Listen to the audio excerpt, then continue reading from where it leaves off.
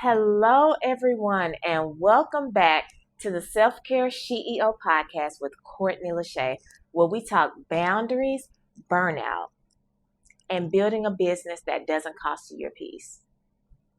Now, today's episode is special, and not only is it special, but it's personal and it's going to be so powerful. It happens to most high achieving women that we don't talk about. It's called hidden depression. Now, hidden depression is when doing too much can actually be a sign that you've grown emotionally numb. So if you're at the point in your life to where if you believe if you slow down, you're going to fall apart, then this episode is just for you. So put your seatbelts on and get ready. We're about to dive in. So I recently came across a powerful interview with Dr. Judith Joseph on the Breakfast Club. And I was like, oh my God, I have to share this with my listeners. This is so powerful because she described a lesser known form of depression called anhedonia.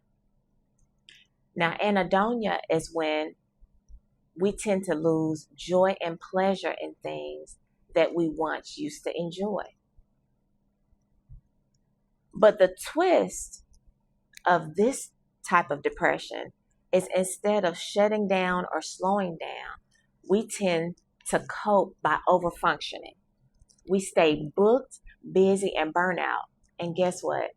People start applauding us just for doing those things. So as we smile and as we produce and as we push through on the outside, on the inside, we're flat. We have no emotion and we really just are numb. Now that is called hidden depression. Now what's crazy about that is a lot of us are so used to depression looking a certain way. We're used to having the blinds closed, isolation, not wanting to get out of bed, having suicidal thoughts, being suicidal, just pushing people away. Now that's one form of depression, but that's not the only sign that you're depressed. So if you are a mission-driven woman building a business or holding up your world, this is how it might sound. This is how anhedonia might sound for you. If I don't stop, I'll fall apart. I don't even know what brings me joy anymore. Being still makes me anxious. We've been taught, and this is such a hustle culture, that we've been taught to hustle, over-deliver, and to push past our needs. And actually, if we're not over-hustling, then we're not doing enough.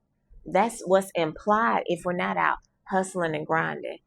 Even they have shirts that's talking about hustling and grinding. And if we really break down the words hustle and grinding is something that you're wringing to the core, that you're stretching, that you're pulling apart, that it's being ground to the root, just grounded.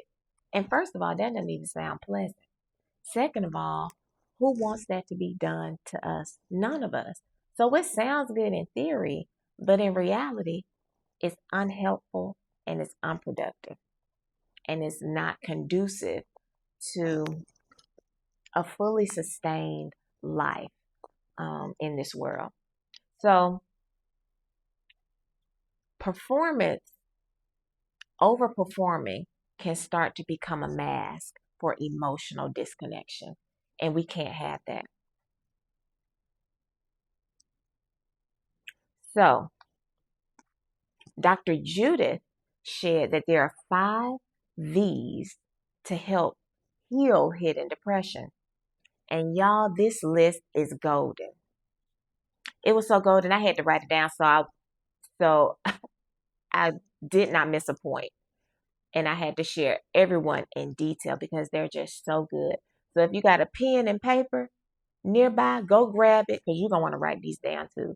It's good. It's golden. Get ready. Let's jump into it. The first V is validation because we need to be seen. We need to be heard because your feelings are real. My feelings are real. And we can't go around minimizing our pain because we don't think people will understand. And just because you're high functioning, it doesn't disqualify you from feeling hurt and from having hurt and even having to process or deal with that hurt. So we have to first acknowledge and accept how we feel by naming the emotion. I just want to throw this in there. When someone says, "Hey, how you doing?" and we say fine, do you know fine is not an emotion? It's really a deflection from us actually acknowledging how we really feel. So let's get out of this mindset of saying fine, please, because fine is not an emotion. It's only a deflection of us denying how we feel or avoiding a true feeling. Some emotions that we can share is, you know what, I'm feeling overwhelmed. I'm feeling happy. I'm feeling excited. Or I'm even feeling anxious, even insulted. Those are emotions. So when we validate, still staying in alignment with number one, we are able to name the emotion because when we name it, we can acknowledge it, we can be aware, and we can do something about it to address it. Okay? All right, keep that in mind. Now we're moving on to number two. Number two of the 5 V's is venting. You realize we weren't meant to keep everything in? Some of us are really too good at internalizing and not sharing because we don't think people want to hear. We don't want to be a burden or appear to be a burden. And we don't want to share to the wrong person and then they share our business. But venting is definitely necessary, whether it's through journaling, therapy, or even safe friendships. Now, I'm not telling you to just go out and tell your business to any and everybody because everybody does not deserve the luxury of your vulnerability. And it's not fair to you to open yourself up to those kind of people who might exploit your vulnerability for their gain or to make them feel important. So you have to get it out. Your silence does not make you strong. It just makes you suffer. And we are not meant to suffer. Now, let me share this analogy of venting. We're all familiar with balloons. Now, when we blow into a balloon, right? And if we blow into the balloon and tie it up so the air won't come out, and we put that balloon on water, it floats, it does its thing. But if we try to press that balloon underwater, that balloon won't stay underwater because it's so full, it has to come up. That's the same with our feeling. When we bottle things up and we hold everything in, at some point it's gonna come up and it's gonna come out. Now, what I'm saying is, when we bottle things up, it's not meant to be pressed down. Just like that balloon. That balloon, no matter how much we try to swallow it, swallow our pain, swallow what we're dealing with, and push it down, it's gonna eventually come back up. Because even though what we're burying, it may seem like we're burying our pain, but we're actually planting it. And any seed that's being planted is going to grow into something eventually based on how it's watered, right? So it's going to come out eventually. And sometimes it comes out in us going off on somebody. Sometimes it comes out in reckless or impulsive behaviors. But it's best that we control how it comes out instead of it coming out randomly. And then it causes chaos to any and everybody around us. So far, out of the 5 V's, we have validation and we have venting. Let's move on to number 3 of the V's. Values is the next one. When we disconnect from what truly matters, we lose our direction. So we have to revisit what we stand for, what lights us up, and what keeps us grounded. One thing I like about this value point that Dr. Judith mentioned was I enjoy doing this exercise with my clients. It's called a core values exercise, to where I give them a list of values to choose from, and we walk through it, and I have them choose 10, whatever 10 stand out, and out of the 10, we narrow it down until we get to our top 4. And when we get to our top 4, I remind them, it's like, hey, realize all of the values that you pointed out or that you pulled from are important to you, but they all are connected to these top 4. These top 4 define who you are, contribute to who you are. Now, if these 4 values are poured into, you feel full, you feel like you're living on purpose, and you feel just excited and joyful. But if you feel like the values that you've identified are challenged, you start to feel anxious, you may start to feel frustrated, irritated, and maybe even rejected as a result. Let me just share, just to give some context, the top 4 values, because many times I don't like to give my clients or have my clients do exercises that I haven't done myself. And my top 4 values are achievement, wisdom, friendship, and leadership. So they're all self explanatory. But when I'm achieving something or working on something, I feel full. Like I feel like, okay, I'm living, I'm operating in my gift, I'm doing something. With wisdom, I really just love to learn. I love to know. Sometimes to a flaw, because I can be an information hoarder to where I take in so much information that I don't execute anything from it because I've gained and taken in so much. But we're doing better in 2025. Not only am I gaining wisdom, but I'm executing the strategies that I'm learning as a result of the wisdom. Friendship is my third value. I just really love hanging out with my friends, and I feel just full, fulfilled as a result. And I just enjoy how we pour into each other. And leadership roles. Now, honestly, transparent moment, I tend to shy from being in the forefront, but I really am just good at leading because I don't like to be at the forefront. I can teach people. I just like to pour people so they can see what's good and the qualities that are in them so they can shine. And that's really what a leader is. A leader doesn't have to be seen, but if they can bring out the best in others so they can be seen, that really is what true leadership is. And so I just like seeing people thrive and just live in their best and live in their moment. Okay, I'm not going to beat a dead horse. I made my point. So let's move on to the next one. Vitals is the 4th V. Now this one goes deep. This is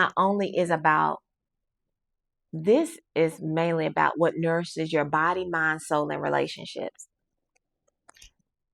And I thought I heard a lot because like I just told y'all, I'm an information hoarder and I love wisdom and learning.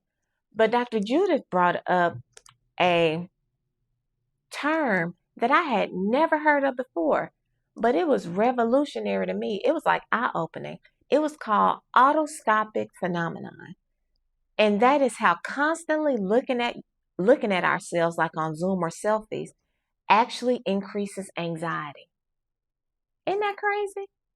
Like if I'm looking at myself all the time, it increases my anxiety and really increases the chance of mental illnesses and overwhelm and confusion, which is what tends to come up for people who struggle with schizophrenia and bipolar. They have a distorted view of themselves. We weren't meant to look at ourselves and focus on ourselves all the time. And we weren't meant to stare at our faces all day. And if you think about it, when we do look at ourselves and stare at our faces all day, we are more hypercritical of ourselves than anybody.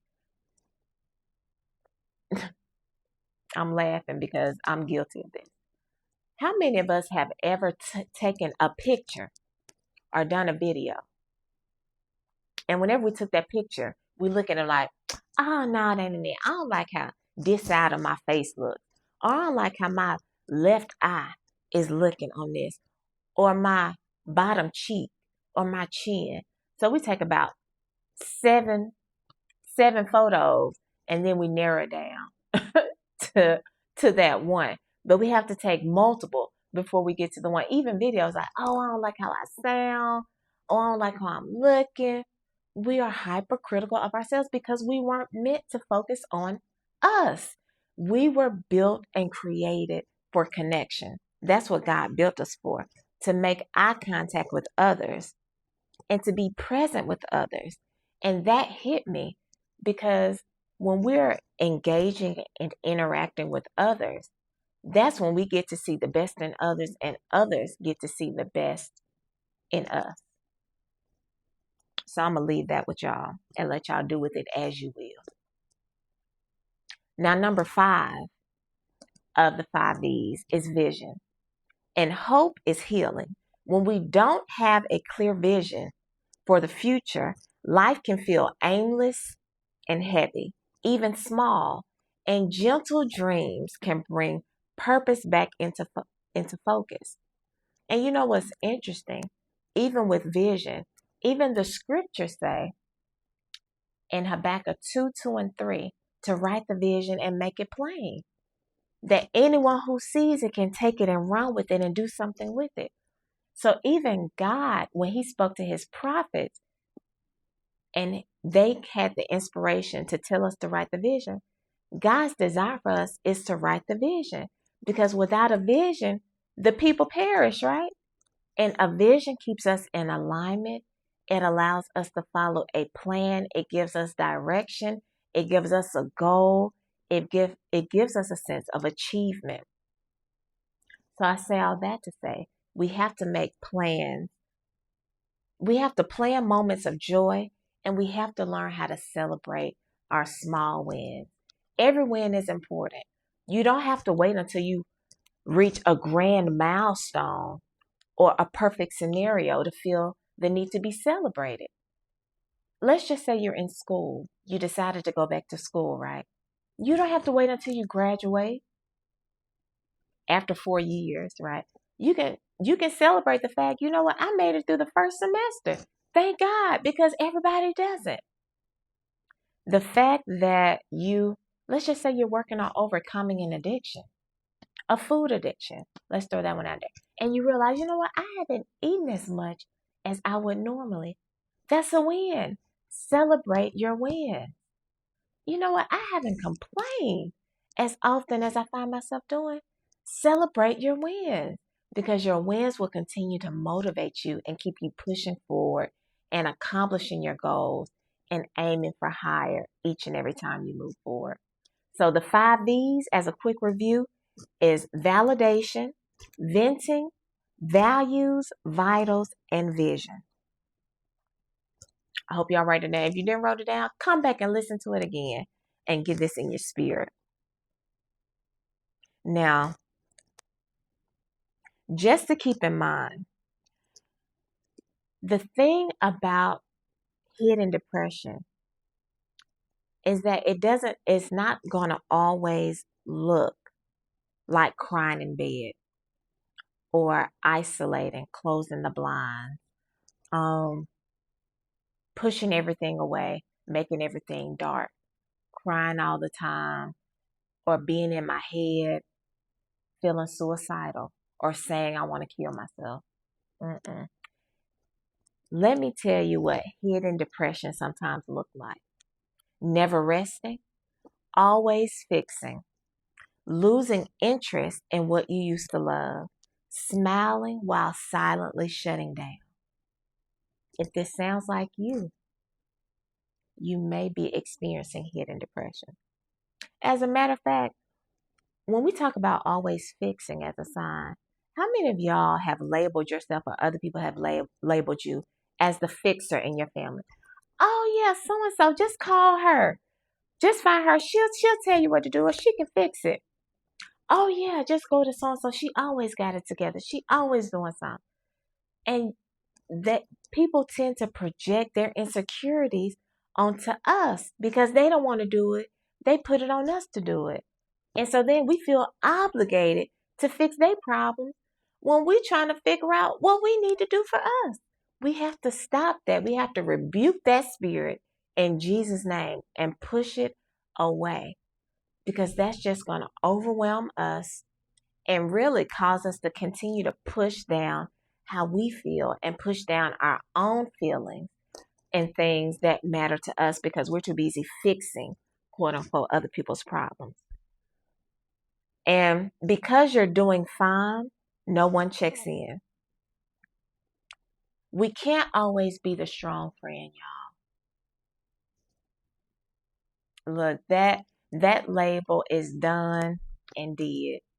Let's just throw the whole fine away. Let's throw the whole strong friend label away. A lot of people use it as a badge of honor, but it's really just a burden weight to carry. Nobody wants to be the strong friend because at some point we need to be checked on too. The strong friend needs to be checked on. And the truth is, you deserve more than just being in survival mode. You deserve to live. I deserve to live. We all deserve to live and not just exist. Okay? That's important.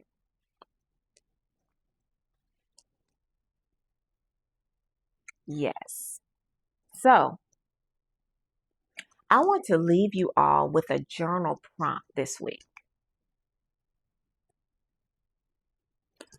First, which of the 5 V's do I need to reconnect with right now?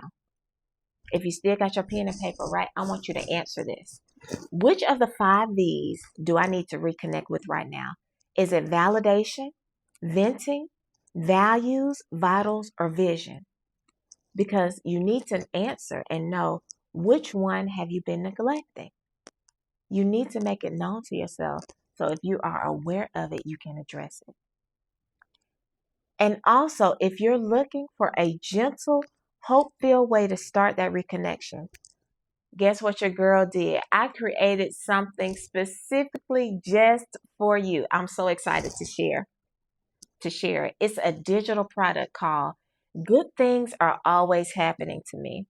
And it's designed to help you shift your mindset, create space for joy, and remember that peace is possible even in the middle of everything.